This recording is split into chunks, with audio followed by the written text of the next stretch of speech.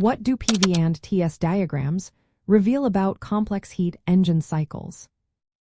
Imagine being able to see the inner workings of a heat engine just by looking at a graph. That's exactly what pressure, volume, and temperature entropy diagrams let engineers do. These tools are like maps that show how energy moves and transforms inside a cycle. They help us understand what happens during each step of a heat engine's operation. Let's start with the pressure-volume diagram. It plots pressure against volume for the working fluid in the engine. When the engine runs, the process traces a loop on this graph. The shape of this loop shows us what kind of process is happening.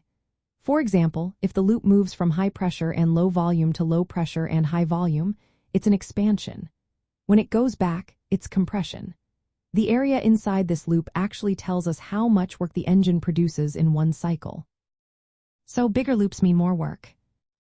Now the temperature entropy diagram is a different story.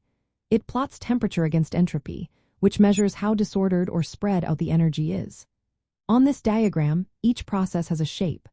Horizontal lines show processes where temperature stays the same, called isothermal. Vertical lines show processes where entropy stays the same, called isentropic.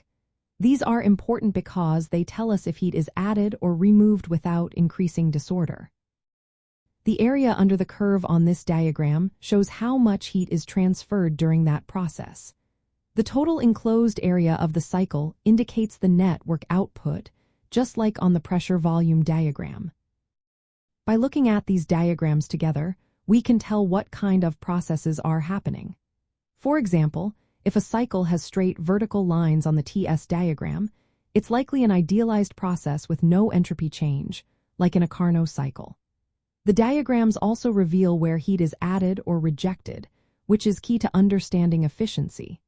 The shape and size of the cycle tell us how well the engine converts heat into work. In real engines like gas turbines or internal combustion engines, these diagrams help engineers see where energy losses occur. They can identify stages where heat is wasted or where work could be improved. For example, the Brayton cycle, used in jet engines, shows a series of isentropic compression and expansion, with heat added at constant pressure. Seeing this on the diagrams makes it easier to optimize the process. Overall, pressure, volume, and temperature entropy diagrams are powerful visual tools. They let us see the flow of energy, the work produced, and the efficiency of complex heat engine cycles.